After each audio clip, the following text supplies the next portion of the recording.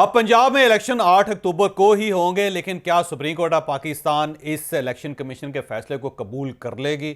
हम आज के वीलॉग में आपको ये भी बताएंगे। और ये फैसला किया कैसे गया? क्या कल गवर्नमेंट वाकई को ऐसा ऐलान करना चाहती थी जिससे इलेक्शन मुलतवी हो सकते थे, लेकिन फिर इन्हें रोक के इलेक्शन कमीशन से ये फैसला करवाया गया? क्या ये बात दुरुस्त है? और आज के वीलॉग में हम आपको ये भी बताएंगे क्या इमरान खान साहब के लिए ये फैसला एक्सेप्टेबल है या नहीं।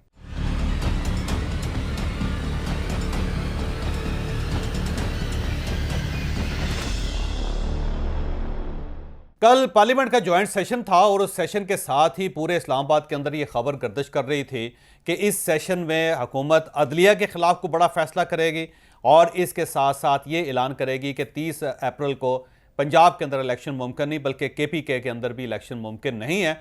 और ये इलेक्शन अब जनरल इलेक्शन के साथ ही होंगे और इस मामले में कोई कानून साजी भी की जाएगी पार्लियामेंट के मुश्तरका इजलास में। लेकिन फिर जब इजलास हुआ तो वहाँ पे तकरीरें हुई, डेफिनेटली इसमें कोई शक नहीं।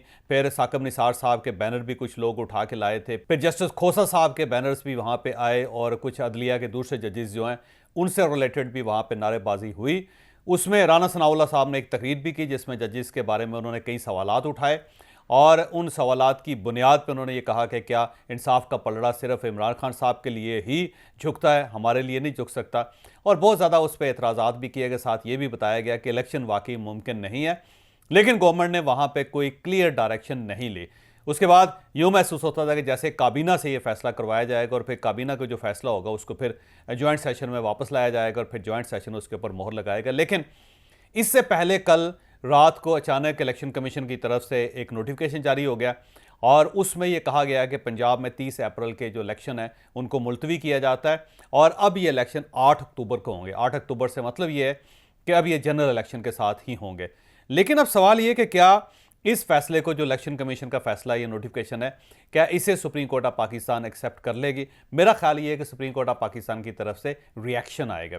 अब ज़ाहिर है आज अदालत जा रही है PTI भी, और इसके साथ साथ ज़ाहिर है कुछ जजेस की जो मूवमेंट्स है उससे भी यूँ साबित होता है कि जैसे चीफ जस्टिस ऑफ पाकिस्तान इस पर सो मोटो भी ले सकते हैं।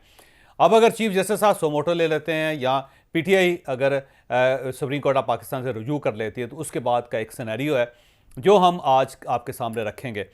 ये ज़हन में रखें कि इस फैसले से पहले एक हफ्ते के अंदर बहुत सारी चीज़ें तब्दील हुई, जिसमें मुज़ार अली नकवी साहब से रिलेटेड एक मुबैना ऑडियो थी। अब वो दुरुस्त है गलत है, ज़ाहिर है उसका कोई अभी तक फैसला तो नहीं हो सका, लेकिन वो आई और उसमें चौधरी परवेज़ इलाही साहब के जो उनके साथ टर्म्स थे, जब वो ऑडियो आई तो उसके बाद बहुत सारा सवाल उठाए। फिर पाकिस्तान बार काउंसिल इस इशू पे सुप्रीम कोर्ट ऑफ पाकिस्तान से उसने रुजू भी किया, लेकिन ना कोई इन्वेस्टिगेशन हो सकी, ना ही इस केस का कोई फैसला हो सका, ना ही इस केस का ये केस किसी मंतकी नतीजे की तरफ पहुँच सका।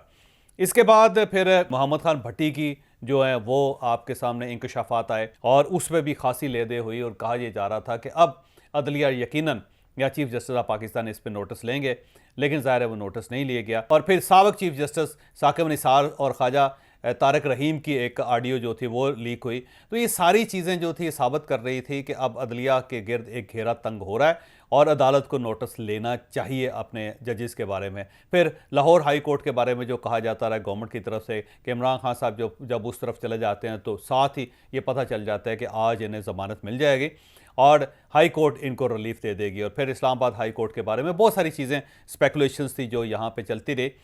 उसके बाद यूँ महसूस होता था कि कहीं ना कहीं कुछ ना कुछ पक रहा है, बल्कि हुकूमत तो बार बार ये कह रही थी कि इमरान खान साहब और अदलिया दोनों एक पेज पे हैं और ये दोनों एक दूसरे को सपोर्ट कर रहे हैं और जजेस ये चाहते हैं कि इमरान खान साहब दोबारा प्राइम मिनिस्टर बन जाएं और पूरी सुप्रीम कोर्ट और बल्कि पूरी अदलिया जो उनको बैक कर रही है, उनको सपोर्ट कर रही है।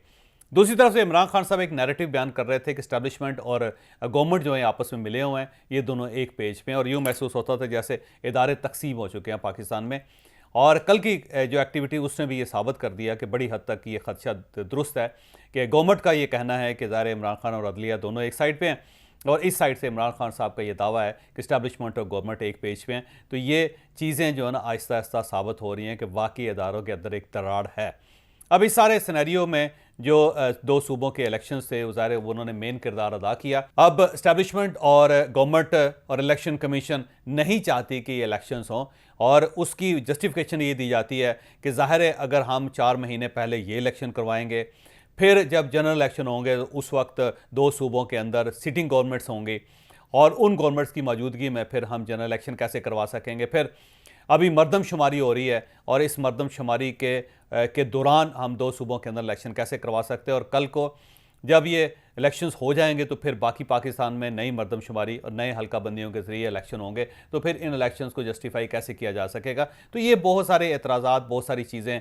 आ रही थी। और इस दौरान जब इलेक्शन कमीशन ने भी ज़ाहिर हुकूमत पंजाब से रब्ता किया तो उन्होंने कहा जी हमारे पास कोई इंतज़ामात नहीं है। फिर लाहौर हाई कोर्ट से रब्ता किया गया तो उन्होंने कहा हम तो एहलकार नहीं दे सकते। फिर इस्टेब्लिशमेंट से रब्ता किया गया कि जनाब हमें सिक्योरिटी चाहिए, तो उन्होंने कहा कि हमारे पास तो एहलकार नहीं है। तो अब साथ ही वजारत ख़जाना से रब्ता किया गया कि हमें इतने अरब रुपए चाहिए, तो वजारत ख़जाना ने भी कह दिया कि हमारे पास पैसे नहीं। अब ज़ाहिर इलेक्शन कमीशन के पास ना पैसे हैं, ना फोर्स है, ना उसके पास एहलकार है, तो फिर वो इलेक्शन कैसे करवा सकता है। तो फिर ज़ाहिर उन्होंने कह दिया कि हम अब इस काबिल नहीं हैं कि हम ये इलेक्शन करवा सकें। तो अब ज़ाहिर issue supreme court of Pakistan जाएगा, और चीफ जस्टिस ऑफ पाकिस्तान कल गुलाम महमूद डोगर का जो केस था उसमें वो अंदिया दे चुके हैं कि अगर हमें मजबूर किया गया या हमारे फैसले की इज़्ज़त ना की गई तो हम फिर मदाखलत भी करेंगे। तो उसके बाद ये सारा सिनेरियो नया डेवलप हुआ है। अब यूँ महसूस होता है कि सुप्रीम कोर्ट ऑफ पाकिस्तान इस पर नोटिस लेगी। सुप्रीम कोर्ट ऑफ पाकिस्तान में इमरान खान साहब जाएंगे और वहाँ पे इनके वकला शोर करेंगे और कहेंगे कि तौहीन अदालत हुई है, और उस पर तौहीन अदालत की कार्रवाई शुरू होगी, जहाँ तक मेरा ख्याल है। लेकिन अब सवाल फिर वही बनता है कि क्या सुप्रीम कोर्ट ऑफ पाकिस्तान अब इस मूड में है कि वो वाकई किसी को सज़ा दे सके, क्योंकि ज़ाहिर है गवर्नमेंट तो बरी जुम्मा है, वो एक साइड पे है, उसकी तरफ से कोई फैसला नहीं आया। इलेक्शन कमीशन जो है ज़ाहिर है उसको जवाब देना पड़ेगा। इलेक्शन कमीशनर साहब जवाब दे देंगे कि फ़लाँ फ़लाँ अदारा है वो हमारे साथ कॉपरेट करने के लिए तैयार नहीं, तो हम कैसे इलेक्शन करवा सकते हैं। और फिर सुप्रीम कोर्ट ऑफ पाकिस्तान से दरख्वास्त की जाएगी कि आप इन सबको बुला लें और इनसे पूछ लें कि क्या ये इलेक्शन करवा सकते हैं या नहीं करवा सकते। अब जो इदारे हैं ज़ाहिर है उनसे बुलाया जाएगा तो वो अपनी मजबूरियाँ बयान करेंगे।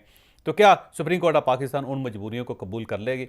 अगर सुप्रीम कोर्ट ऑफ पाकिस्तान उन मजबूरियों को कबूल कर लेती है तो फिर ज़ाहिर एक सिनेरियो, और अगर सुप्रीम कोर्ट ये कहती है कि नहीं, हर सूरत आइन के मुताबिक 30 अप्रैल को ये इलेक्शन होंगे, तो उसके बाद जो बाकी सूरत हाल है वो फिर आपके सामने, ज़ाहिर इदारे तो नहीं करवा सकेंगे इलेक्शन। उसके बाद फिर एक नया बहरान पैदा हो जाएगा। अभी सारे इशू में हम एक दूसरी स्पेकुलेशन भी बयान करते हैं, बल्कि दूसरा मफरूज़ा रखते हैं आपके सामने कि अगर फ़र्ज़ करें कि सुप्रीम कोर्ट ये ऐलान कर देती है कि 30 अप्रैल को हर सूरत इलेक्शन होंगे, और इलेक्शन कमीशन ये इस ऐलान पे या इस हुक्म पे इलेक्शन करवा देता है, तो फिर उसके बाद कुछ और सवाल पैदा हो जाएंगे। वो सवाल फिर वही पैदा होंगे कि क्या दो सूबों में सिटिंग गवर्नमेंट्स के होते हुए जनरल इलेक्शन करवाए जा सकते हैं या नहीं करवाए जा सकते। सुप्रीम कोर्ट को इसका सलूशन भी निकालना पड़ेगा। एक और जो इशू होगा वो ये कि अगर फ़र्ज़ कर लें कि इमरान खान साहब वो इलेक्शन हार जाते हैं और दूसरी पार्टी जीत जाती हैं, तो क्या इमरान खान साहब उस इलेक्शन को कबूल कर लेंगे, क्या उन नताइज को मान लेंगे? अगर वो ये श्योरिटी नहीं देते तो फिर ज़ाहिर एक नया बहरान है, और इस बहरान का फैसला भी ज़ाहिर इलेक्शन कमीशन को और सुप्रीम कोर्ट ऑफ पाकिस्तान को करना पड़ेगा।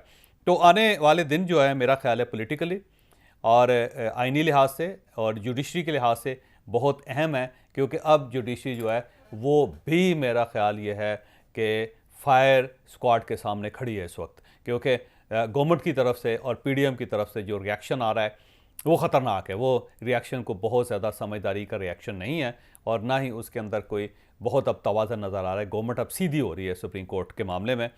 तो अब अगर अदलिया अगर दरमियान का रास्ता नहीं निकालती तो ज़ाहिर है इस पोलराइजेशन में वो इदारा जो एक साइड पे खड़ा था अब वो भी दरमियान में आ गया।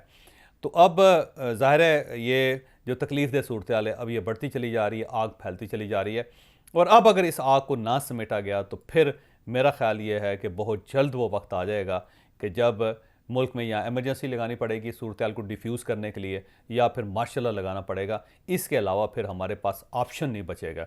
तो अब अदलिया को दरमियान का रास्ता निकालना चाहिए, गवर्नमेंट को दरमियान का रास्ता निकालना चाहिए, और मेरी इमरान खान साहब से भी दरख्वास्त है कि वो भी ज़रा अकल को हाथ मारें यहाँ पे, और वो भी कुछ दरमियान का रास्ता निकालें ताकि मामला सेटल हों। अगर ये मामला सेटल नहीं होंगे तो फिर मेरा नहीं ख्याल कि इलेक्शन 8 अक्टूबर को भी हो सकेंगे। फिर ये अगले साल जाएंगे, और जब अगले साल जाएंगे तो फिर ज़ाहिर है बहुत सारी चीज़ें बदल चुकी होंगी, पुलों के नीचे से बहुत ज़्यादा पानी निकल गया होगा, और क्या इमरान खान साहब को फिर वो पुल और उनसे निकलता हुआ पानी काबिल कबूल होगा? मेरा ख्याल है इमरान खान साहब के लिए मुश्किल हो जाएगा। अब हम आखिरी इस हिस्से की तरफ आते हैं कि क्या इमरान खान साहब इस फैसले को कबूल कर लेंगे। मेरा नहीं ख्याल कि इमरान खान साहब इस फैसले को कबूल करेंगे, क्योंकि इमरान खान साहब एक ऐसी मट्टी से बने हैं कि जो इस किस्म के फैसलों को कबूल नहीं किया करते। तो अब डेफिनेटली इमरान खान साहब देखिएगा कि नई एनर्जी के साथ, नई फोर्स के साथ बाहर आएंगे और वो ये कहेंगे कि मैं तो पहले ही कह रहा था कि इन्होंने इलेक्शन नहीं करवाने, देख लें इन्होंने इलेक्शन नहीं करवाए।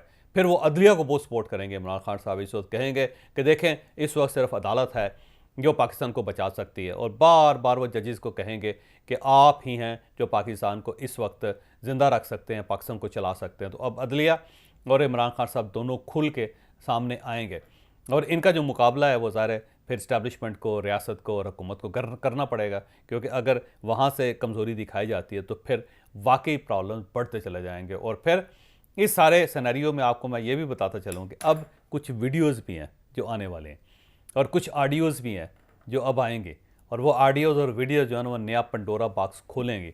और इस दौरान जो मोहम्मद खान भट्टी साहब ने इंकशाफात किए हैं, जिन जिन लोगों का नाम उन्होंने बयान किया हुआ है कि किसको कब पैसे दिए गए थे और वो कौन दो साहबजादे थे कि जिनके कहने पे ये काम हुए थे, और जब वो फहरिस्तें सामने आ जाएंगी और जब उन लोगों को बुला के पूछा जाएगा कि हाँ ज़रा आवाम के सामने बताएं कि क्या होता रहा है, और जब वो बताएंगे तो फिर मेरा ख्याल है किसी के पल्ले कुछ नहीं रहेगा, क्योंकि मोहम्मद खान भट्टी ने हर चीज़ अपने पास रिकॉर्ड रखी हुई थी और वो जो चीज़ें हैं उन्होंने हैंड ओवर कर दी हुई हैं। अब जो हैंड ओवर हो चुकी हैं, जब वो बाहर आएंगी तो उसके बाद मसाइल बढ़ जाएंगे, फिर मसाइल कंट्रोल नहीं होंगे। अब इस सारी सूरत हाल से निकलने का सिर्फ एक ही तरीका है कि खुदा खौफी करें, इकट्ठे बैठें, फिर ही मुल्क चल सकेगा, वैसे नहीं चलेगा।